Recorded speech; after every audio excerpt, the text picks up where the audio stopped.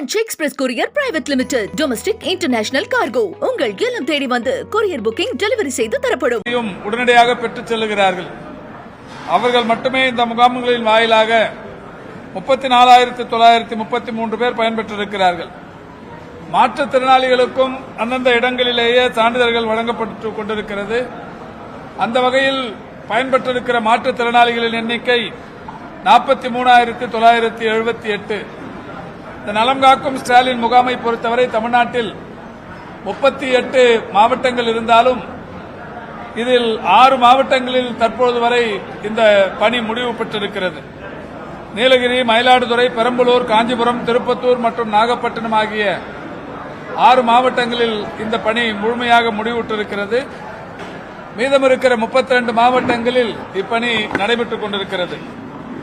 இந்த முகாம்களை பொறுத்தவரை பொது மருத்துவம், குழந்தைகள் நல மருத்துவம், இருதய மருத்துவம், எலும்பியல் மருத்துவம், நரம்பியல் மருத்துவம், தோல் மருத்துவம், மகப்பேறியல் மற்றும் மகளிர் மருத்துவம், கண் மருத்துவம், காது மூக்கு தொண்டை மருத்துவம், இயன்முறை மருத்துவம், பல் மருத்துவம், மனநல மருத்துவம், நுரையீரல் மருத்துவம், நீரிழிவு மருத்துவம், கதிரியக்கவியல் மருத்துவம், பொது அறுவை சிகிச்சை, சித்தா மற்றும் இந்திய முறை மருத்துவம் என்று 17 வகையான மருத்துவ முறைகள் நலம் காக்கும் ஸ்டாலின் திட்டத்தில் வழங்கப்பட்டு வருகிறது.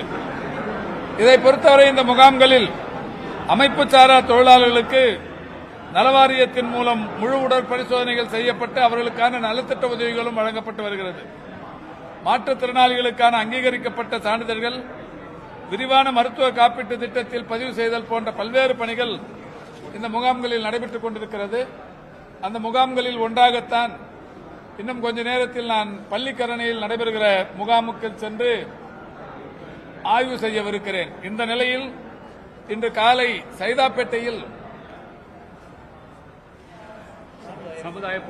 சமுதாய பொருளாதார மன்றம் நம்முடைய காரணீஸ்வரர் தேவஸ்தானத்தின் சார்பிலும் இங்கே இருக்கிற செங்குந்தர் பேரவையின் சார்பிலும் சமுதாய பொருளாதார மன்றம் என்கின்ற அமைப்பு இந்த பகுதியில் இருக்கிற மக்களுக்கு, குறிப்பாக தேரடி தெரு, சுப்பிரமணியமூர்த்தி தெரு, காரணீஸ்வரர் கோவில் தெரு, அதேபோல் கூத்தாடும் பிள்ளையார் கோவில் தெரு போன்ற VS வாத்தியார் சுப்பராயன் முதலி தெரு போன்ற பல்வேறு சாலைகளில் இருக்கிற பல்லாயிரக்கணக்கான மக்கள் பயன்பெறுகிற வகையில் ஒரு மருத்துவ முகாம் இங்கே நடத்தப்பட வேண்டும் என்கின்ற கோரிக்கை வைத்து அந்த வகையில் அப்போலோ நிர்வாகத்தின் சார்பில் பல்வேறு சிறப்பு துறைகள் உள்ளடக்கிய ஒரு மருத்துவ முகாம் தற்பொழுது தொடங்கி வைக்கப்பட்டிருக்கிறது.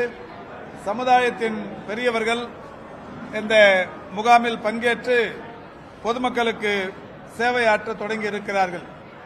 இந்த முகாமை பொறுத்தவரை ஆயிரக்கணக்கானவர்கள் பலன் பெறுகிற வகையில் இந்த முகாம்கள் தற்பொழுது மிக சிறப்பாக தொடங்கப்பட்டிருக்கிறது.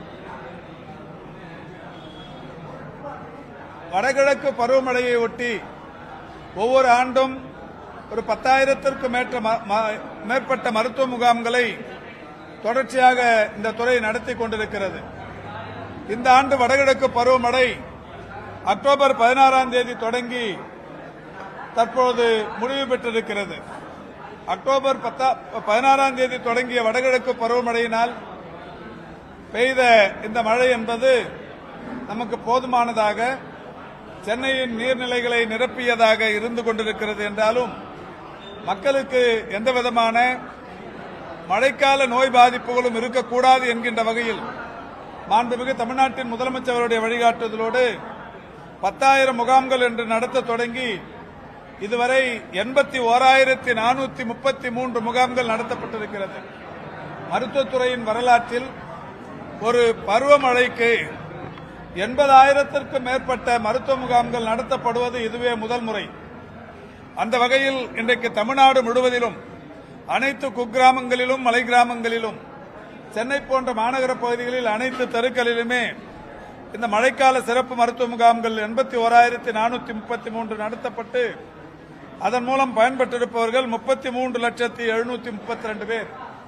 இந்த 33,732 பேரில் காய்ச்சல் பாதிப்புக்குள்ளானவர்களாக கண்டறியப்பட்டவர்கள் 20,452 பேர், இருமல் சளியால் பாதிக்கப்பட்டவர்கள் 2,22,005 பேர், வயிற்றுப்போக்கு பாதிப்புக்குள்ளானவர்கள் 3436 பேர். இவர்களுக்கெல்லாம் அரசின் சார்பில் சிகிச்சை அளிக்கப்பட்டு அனைவருமே நன்றாக இருக்கிறார்கள் என்பது மகிழ்ச்சியான செய்தி. எனவே இந்த துறையின் சார்பில் வடகிழக்கு பருவமழையொட்டி நடத்தப்பட்ட முகாம்களில் இவ்வளவு மக்கள் 33 லட்சத்திற்கும் மேற்பட்ட மக்கள் பயன்பெற்றிருப்பது என்பதும் பருவமழை வரலாற்றில் இதுவே முதல் முறையாகும்.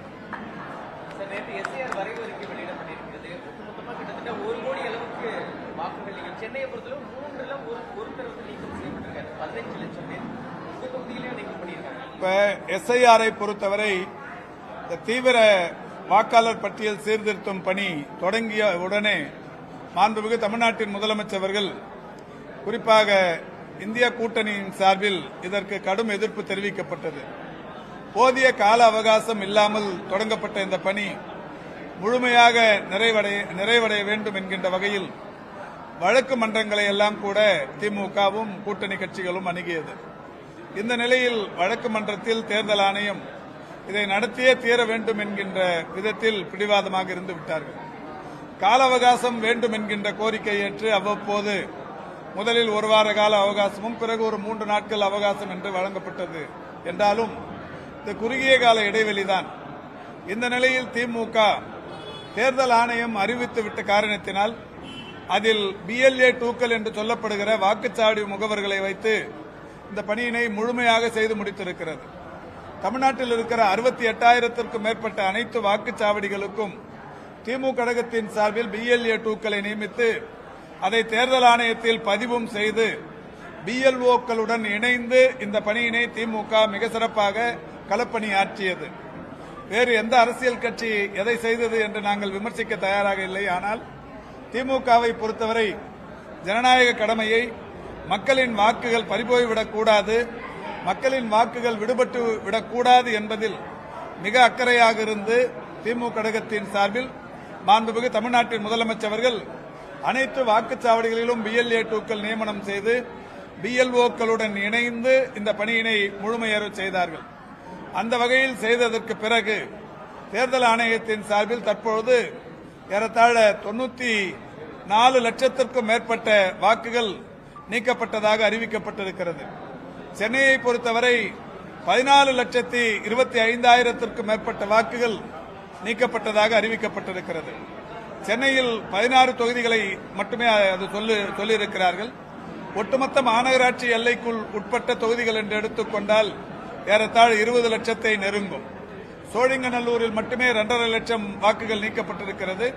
சோழிங்கநல்லூர், ஆலந்தூர், அதேபோல் அம்பத்தூர், மதுரவாயில் போன்ற தொகுதிகள் எல்லாம் ஒரு 6 தொகுதிகள் சென்னை மாநகராட்சி எல்லைக்குள் உட்பட்ட தொகுதிகள் என்றாலும் மாவட்ட ஆட்சி நிர்வாகத்தின் கீழ் இருக்கிற இந்த 16 தொகுதிகளில் மட்டும் 14,25,000 வாக்குகள் நீக்கப்பட்டிருக்கிறது. ஒவ்வொரு தொகுதிக்கும் சராசரியாக 1 லட்சம் வாக்குகள் அளவுக்கு சென்னையில் நீக்கம் செய்யப்பட்டிருக்கிறது. இதில் இறந்தவர்களுடைய வாக்குகள் தொடர்ச்சியாக திமுக கழகத்தின் சார்பில் ஒவ்வொரு தேர்தல் நேரத்திலும் அவைகள் நீக்கப்பட வேண்டும் என்கின்ற வகையில் வைத்த கோரிக்கை தேர்தல் ஆணையத்தால் தொடர்ந்து நிராகரிக்கப்பட்டு வந்தது. அது தற்போது ஒவ்வொரு தொகுதிக்கும் 10,000, 12,000 என்று இறந்தவர்களுடைய வாக்குகள் நீக்கப்பட்டிருக்கிறது. இந்த நிலையில் தற்போது நீக்கப்பட்டிருப்பதாக இருக்கிற வாக்குகள் மட்டுமல்லாது சேர்க்கப்பட்டிருக்கிற வாக்குகளிலுமே கூட இன்னமும் ஆவணங்கள் தரப்பட வேண்டும் என்று பல்லாயிரக்கணக்கான வாக்குகள் இருக்கிறது. குறிப்பாக தற்போது சைதாப்பேட்டையில் ஏற்றுக்கொள்ளப்பட்ட வாக்காளர்கள் என்று 1,86,000த்திற்கும் மேற்பட்டவைகள் சொல்லியிருந்தாலும் 12,099 வாக்காளர்களுக்கு ஆவணங்கள் தரப்பட வேண்டும் என்று சொல்லப்பட்டிருக்கிறது. இப்படி ஒவ்வொரு தொகுதியிலும் இப்போது இறுதியாக வெளியிடப்பட்டிருக்கிற டிராப்ட் ஓட்டர் லிஸ்டில் பதிவாகி இருக்கிற வாக்குகளில் கூட இன்னமும் ஆவணங்கள் வேண்டும் என்கின்ற வகையில் பல்லாயிரக்கணக்கான வாக்குகளுக்கு தாக்கீதுகள் அனுப்பப்பட்டிருக்கிறது.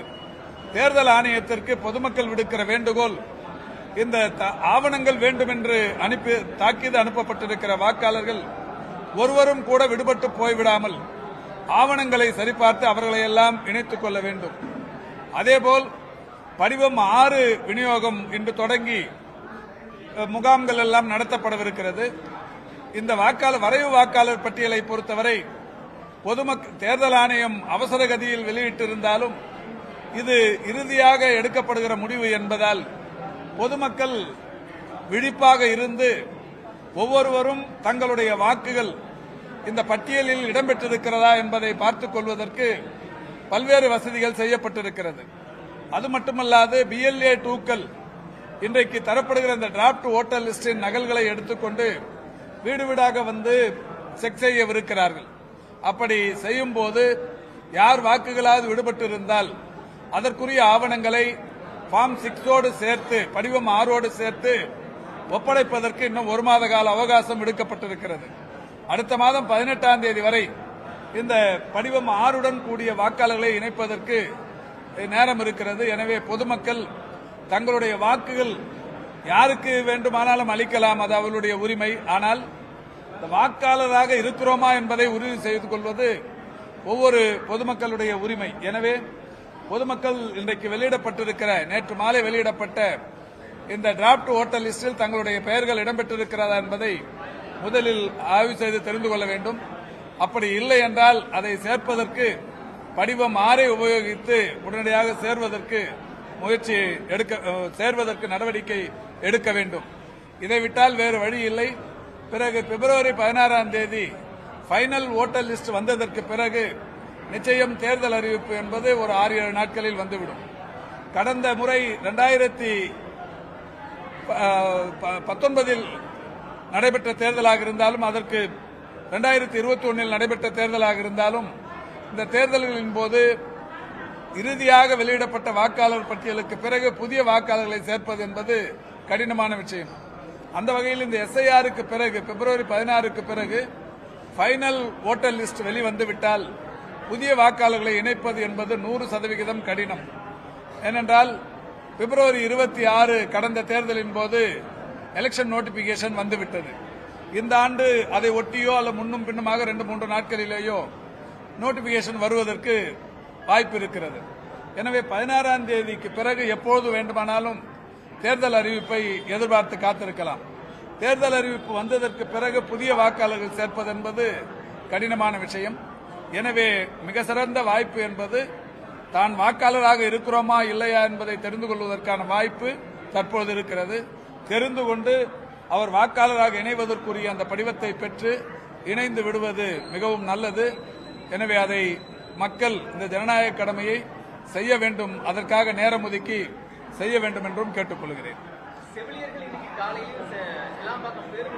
இல்ல, எல்லாரும் போயிட்டாங்க, நேற்றுக்கே போயிட்டாங்க. உங்க ஆசையா இருக்கலாம், இன்னைக்கும் போராட்டம் நடத்துறாங்கன்னு அது முடிஞ்சிருச்சு. நேற்றுக்கு அவங்க கையில பேச்சுவார்த்தை நடத்தி சொல்லி இருக்கிறோம். இப்ப அவங்களுடைய கோரிக்கைகள் என்பது ஒரு 2-3 கோரிக்கைகள். அதுல 1-2 கோரிக்கைகளுக்கு தீர்வு காணுவதற்கு நடவடிக்கை சொல்லியிருக்கிறோம். இன்னொரு கோரிக்கை ஏற்றுக்கொள்ள முடியாத ஒண்ணு என்னன்னா, காலி பணியிடங்களே இல்லாத நிலை என்பது இப்போது இருந்து கொண்டிருக்கிறது. ஒரு 169 காலி பணியிடங்கள் தான் செவிலியர்கள் இருக்கு. 169 காலி பணியிடங்களை 2 நாள்ல நிரப்புறதுக்கான அந்த பணிகளும் முடிந்து விட்டது. அவங்க அந்த தற்காலிகமாக ஒப்பந்த அடிப்படையில் வந்த பணியிடங்கள்லாம் நிரப்பணும்னு சொல்றாங்க. அதை இந்த ஆட்சி வந்ததுக்கு அப்புறம் இதுவரைக்கும் 3614 பேருக்கு பணியாணைகளை தந்திருக்கிறோம். புதிய பணியிடங்கள் மட்டுமே 1200 உருவாக்கி இருக்கிறோம். அதுவும் சேர்த்து 2021 ஒரு 251 பேருக்கும், 2022 678 பேருக்கும், 2023 489 பேருக்கும், 2024 1694 பேருக்கும், 2025 இப்போ ஒரு 502 பேருக்கும் கொடுத்திருக்கோம். இப்போ ஒரு 169 பேருக்கு கொடுக்க போறோம். இந்த MRB செவிலியர்கள், இந்த ஒப்பந்த செவிலியர்கள் இந்த கான்செப்டே எப்போ உருவாச்சுன்னா, ஜெயலலிதா அம்மையார் முதலமைச்சராக இருந்த போதுதான், 2014-15 தான்.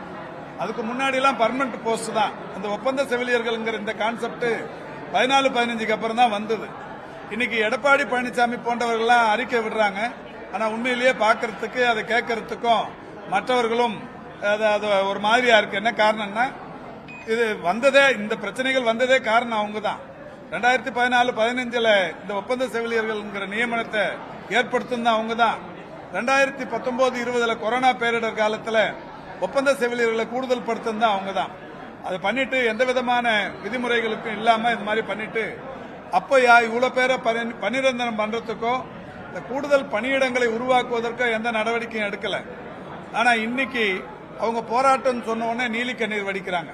இந்த அரசை பொறுத்தவரை மாண்புமிகு தமிழ்நாட்டின் முதலமைச்சர்கள் இதுவரை இந்த அரசு பொறுப்பேற்றதற்கு பிறகு ஒப்பந்த செவிலியர்களாக இருந்தவர்களை பணி நிரந்தரம் செய்திருப்பது 3783. இதை அவங்களுமே மகிழ்ச்சியோடு ஒப்புக்கொள்கிறார்கள். அவர்களுடைய கோரிக்கை இன்னமும் கூடுதல் இடங்களை உருவாக்கணுங்க. கூடுதல் இடங்களை இன்னும் 8322 பேர் ஒப்பந்த செவிலியர்களாக இருக்கிறார்கள். இவங்களுக்கெல்லாம் இந்த ஆட்சி வரத்துக்கு முன்னாடி 14,000 ரூபாய் சம்பளமா இருந்தது. முதல்வர் அவர்கள் 4,000 ரூபாய் உயர்த்தி 18,000 ரூபாயா உயர்த்தி கொடுத்திருக்கிறாங்க. இப்ப இந்த 8322 பேருக்கு காலி பணியிடங்கள் உருவாக இவர்கள் எல்லாம் உள்ளே வருவார்கள். இப்ப இவங்களோட கோரிக்கை புதிய காலி பணியிடங்களை உருவாக்குங்கள் என்பது. அது இப்ப முடியாத காரியம். இது ஒரு துறையில மட்டும் இல்ல, இப்ப எல்லா துறைகள்லயும் இந்த ஒப்பந்த பணி நியமனங்கள் இருக்கு. எல்லா மாநிலங்கள்லயும் இருக்கு, ஈவன் ஒன்றிய அரசாங்கத்திலயும் இருக்கு. ஒப்பந்த பணியிடங்களை எல்லாம் உடனடியா பணி நிரந்தரம் பண்றதுக்கு காலி பணியிடங்கள் இருந்தாதான் நிரப்ப முடியும்.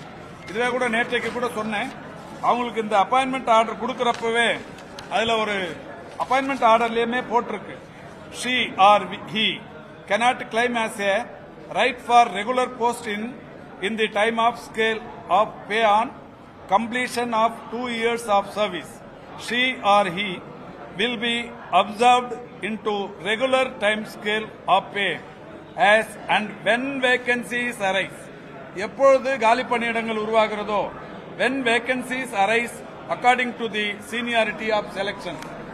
காலி பணியிடங்கள் உருவாகிற போது மூப்பு அடிப்படையில் அவர்கள் நியமிக்க வேண்டும் என்பது அன்றைக்கு அவர்களிடத்தில் தந்த இந்த அப்பாயின்மெண்ட் ஆர்டர். இதை வைத்துக் கொண்டே அவர்கள் போராடுகிறார்களே என்கிற போதுதான் வருத்தமாக இருக்கிறது. நேற்றைக்கு கூட நான் சொன்னேன், போராடுவது என்பது தொழிலாளர்களுடைய அல்லது பணியாளர்களுடைய அடிப்படை உரிமை, ஜனநாயக உரிமை என்றாலும் கூட எந்த மாதிரியான வாய்ப்புகள் இருக்கிறது என்பதை உணர்ந்து அல்லது சம்பந்தப்பட்ட நிர்வாகத்துடன் பேசி முடித்து பேச்சுவார்த்தைக்கு பிறகு போராட்டங்களை நடத்துவது என்பது நல்லது. உடனடியாக சாலையில் உட்கார்ந்து மற்ற தொழிலாளர்களையும் மற்ற பணியாளர்களையும் வேலை நேரத்தை வீணடித்து இந்த மருத்துவத்துறை என்பது ஒரு செவிலியரோ ஒரு மருத்துவரோ ஏதாவது ஒரு இடத்தில் இல்லாமல் போனால் அந்த 1 மணி நேரத்தில் அரை மணி நேரத்தில் என்ன மாதிரியான பாதிப்பு பொதுமக்களுக்கு ஏற்படுகிறது என்பதை உணர்ந்து மனசாட்சியோடு செயல்பட வேண்டும் என்கின்ற வகையில் நேற்றைக்கு அவர்கள் சொல்லப்பட்டிருக்கிறது. நேற்றைக்கு அவர்கள் போராட்டம் முடித்து இல்லம் திரும்பி இருக்கிறார்கள். Branch express courier private limited domestic international cargo உங்கள் இல்லம் தேடி வந்து கொரியர் புக்கிங் டெலிவரி செய்து தரப்படும். என்றும் உங்களுடன் மை இந்தியா. முக்கிய செய்திகளை உடனுக்குடன் தெரிந்து கொள்ள சப்ஸ்கிரைப் பண்ணுங்க, பெல் பட்டனை பிரஸ் பண்ணுங்க. என்றும் உங்களுடன் மை இந்தியா.